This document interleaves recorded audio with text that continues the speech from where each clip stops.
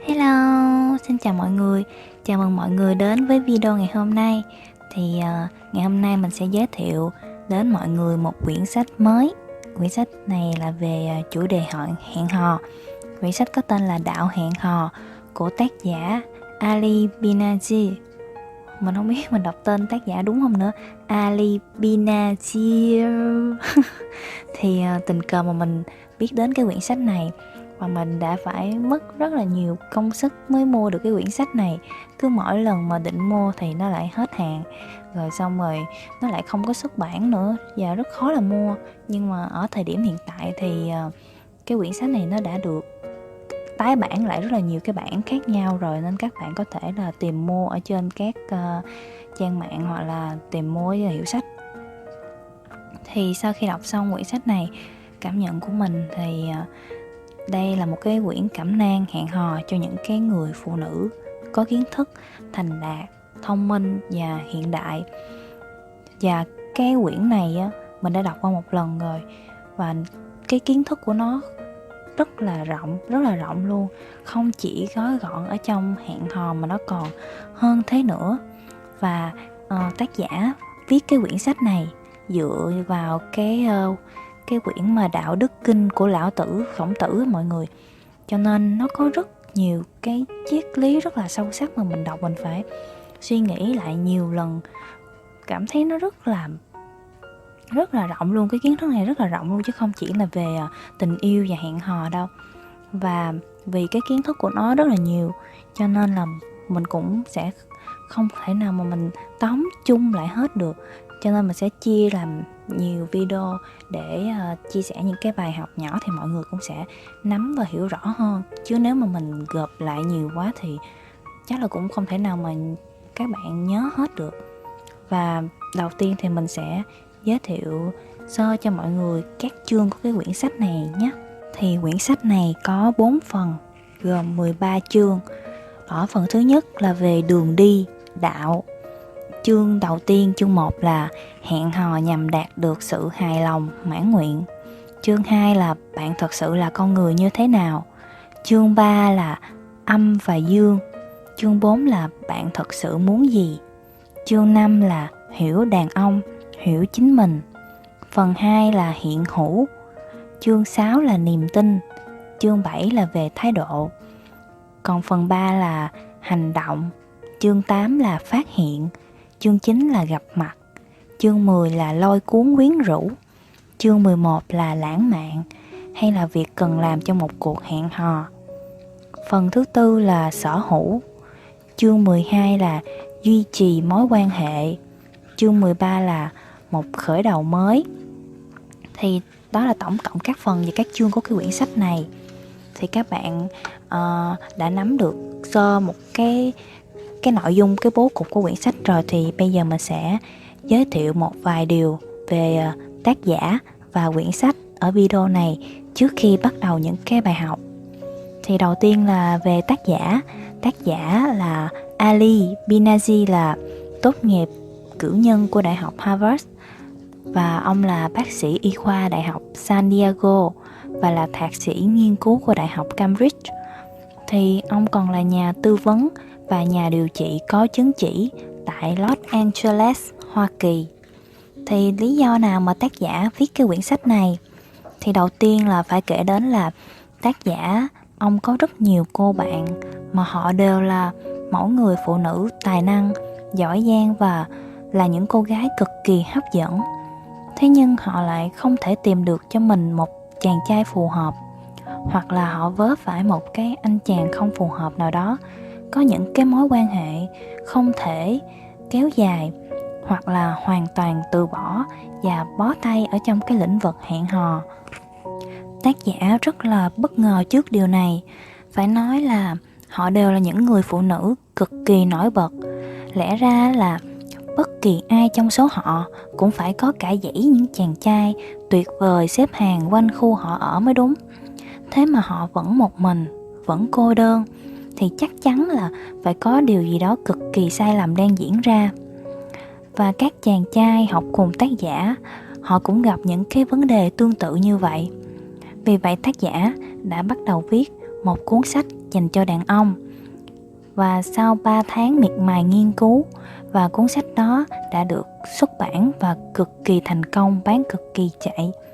Và sau đó tác giả đã nghĩ đến việc viết một cuốn sách dành cho phụ nữ.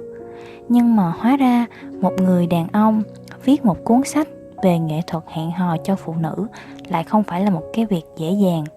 Một người đàn ông thì liệu có thể nào thật sự hiểu rõ về đời sống nội tâm của một người phụ nữ, hiểu được những cái người phụ nữ họ đang nghĩ gì?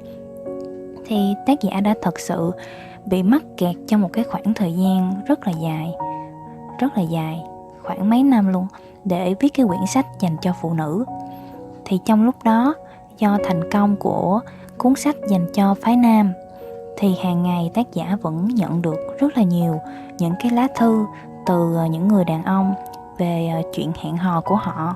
Họ đã kể về những cái tai ương mà họ từng gặp phải với phụ nữ.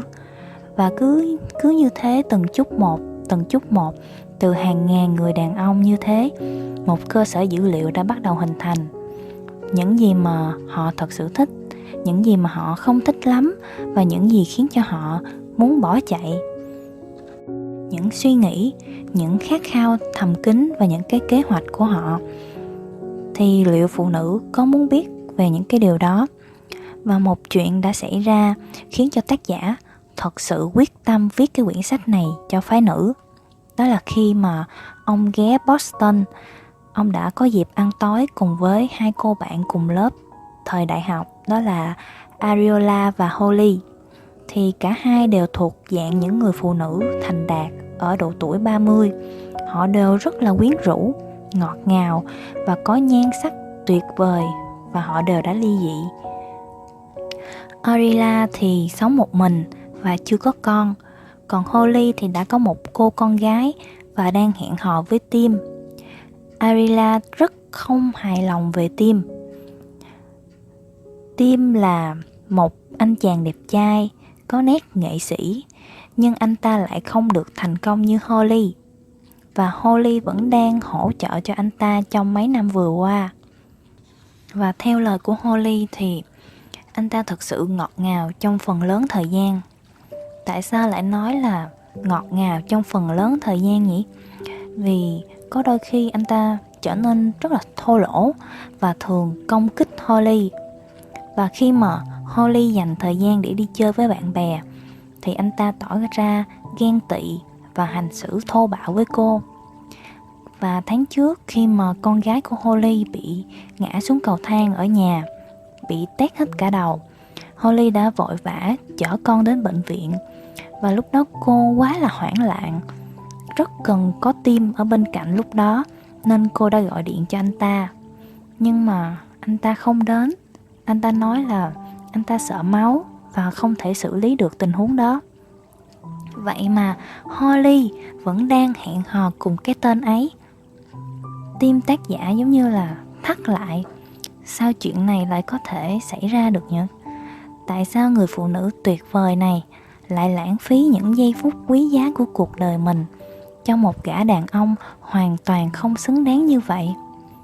Còn những chuyện gì khác đã xảy ra mà cô không thể chia sẻ cùng họ? Có bao nhiêu người phụ nữ khác cũng giống như Holly, cũng bị mắc kẹt trong cùng một cảnh ngộ như thế. Lúc đó, tác giả hiểu rằng mình có bổn phận phải hoàn thành cuốn sách này càng sớm càng tốt. Cho dù chỉ giúp được một người phụ nữ như Holly lấy lại được quyền năng của họ. 2 tháng sau cuộc trò chuyện trên, tác giả đã hoàn thành cuốn Đạo hẹn hò này. Và Holly đã buộc Tim, cái kẻ mà hóa ra chỉ muốn lợi dụng cô, phải cuốn gói ngay lập tức và chẳng bao giờ tìm gặp cô thêm một lần nào nữa. Và đó chính là lý do đã có cuốn sách này. Và đây là một quyển cẩm nang hẹn hò cho những người phụ nữ có kiến thức, thành đạt, thông minh và hiện đại. Thì đối với hầu hết những cái người phụ nữ nói trên, hoàn cảnh bên ngoài giải thích phần nào vì sao những cái chuyện như vậy đã xảy ra. Những lý do giống như là do quá tập trung vào sự nghiệp của họ, chẳng có người đàn ông nào tốt cả. Hoặc là tôi không có thời gian cho việc hẹn hò, tôi là kiểu người cổ điển, tôi không hẹn hò, hoặc tệ nhất là từ những người đang hẹn hò với những cái gã đàn ông tồi tệ. Thì đôi khi anh ta cũng rất là dễ thương mà. Một số phụ nữ như vậy không biết cách hẹn hò cho hiệu quả, và họ cũng không hoàn toàn có lỗi. Các quy tắc trong hẹn hò là không đổi, nhưng mà không có ai dạy cho ai về các quy tắc đó cả. Thì mục tiêu của cuốn sách này là giúp cho những người phụ nữ có kiến thức, thông minh, biết suy xét và giành lại được cái quyền lực cá nhân của mình trên đấu trường hẹn hò. Cái thứ hai là cung cấp cho họ một số chiến lược vững chắc để hiện thực hóa một cuộc hẹn hò như ý.